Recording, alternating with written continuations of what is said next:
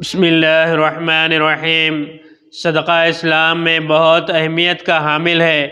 اس سے ضرورت مند کی مدد ہوتی ہے، ہمارے دل کی سختی ختم ہوتی ہے اور مال سے محبت میں کمی بھی ہوتی ہے۔ یہی وجہ ہے کہ حضور صلی اللہ علیہ وسلم بہت کثرت سے صدقہ دیا کرتے تھے اور مسلمانوں کو بھی اس کی ترغیب دیا کرتے تھے۔ آپ صلی اللہ علیہ وسلم کے ارشاد ہے کہ صدقہ کرنے میں جلدی کیا کرو، اس لیے کہ بلا صدقہ کو پھاند نہیں سکتی، یعنی اگر کوئی بلا و مصیبت آنے والی ہوتی ہے تو صدقہ کی وجہ سے پیچھے رہ جاتی ہے۔ ایک حدیث میں ہے کہ صدقہ برائی کے 70 دروازوں کو بند کرتا ہے۔ آپ صلی اللہ علیہ وسلم کے ارشاد ہے کہ اپنے مالوں کو زکوٰۃ ادا کر کے پاک کرو اور اپنے بیماروں کا صدقہ سے علاج کرو اور مصیبتوں کی موجوں کا دعا سے استقبال کرو۔ صدقے کے اتنے فائدے ہیں جنہیں چند لفظوں میں بیان نہیں کیا جا سکتا۔ مختصراً بتاتا ہوں۔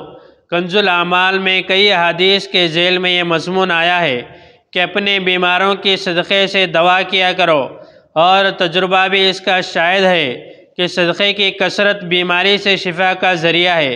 یہ نیکیوں میں اضافہ کرتا ہے، عمر کو بڑھاتا ہے، بے عزتی سے بچاتا ہے، غم اور فکر کو کم کرتا ہے، تکلیف اور مصیبت کو دور کرتا ہے، اللہ تعالیٰ کے غصے کو دور کرتا ہے، بری موت سے اور اچانک آنے والے حادثات سے بچاتا ہے، دشمنوں سے حفاظت کرتا ہے، موت کے وقت شیطان کے وسوسے سے محفوظ رکھتا ہے، صدقہ قبر کی گرمی کو زائل کرتا ہے، قیامت کے دن صدقہ سایہ کا ذریعہ ہوگا۔ ایک حدیث میں ہے صبح کو سویرے سویرے صدقہ کر دیا کرو، اس لیے کہ بلا صدقے سے آگے نہیں بڑھ سکتی۔ ایک مرتبہ آپ صلی اللہ علیہ وسلم نے خطبے میں ارشاد فرمایا، اے لوگو، اللہ سے توبہ کرو قبل اس کے کہ تمہیں موت آ جائے، اور نیک کاموں میں جلدی کرو اس سے پہلے کہ تم ادھر ادھر مشغول ہو جاؤ۔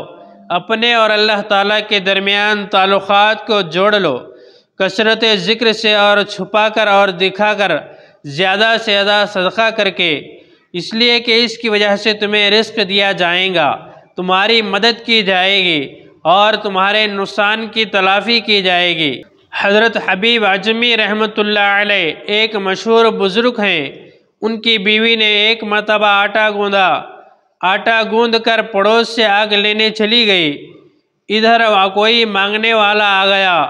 حضرت حبیب رحمۃ اللہ علیہ نے وہ آٹا اس سائل کو دے دیا۔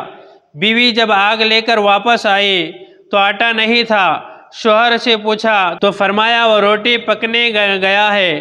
بیوی کو یقین نہیں آیا تو فرمایا میں نے وہ صدقہ کر دیا ہے۔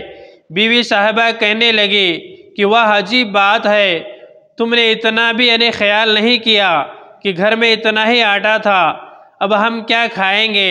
آخر ہمارے لیے بھی تو کچھ چاہیے تھا۔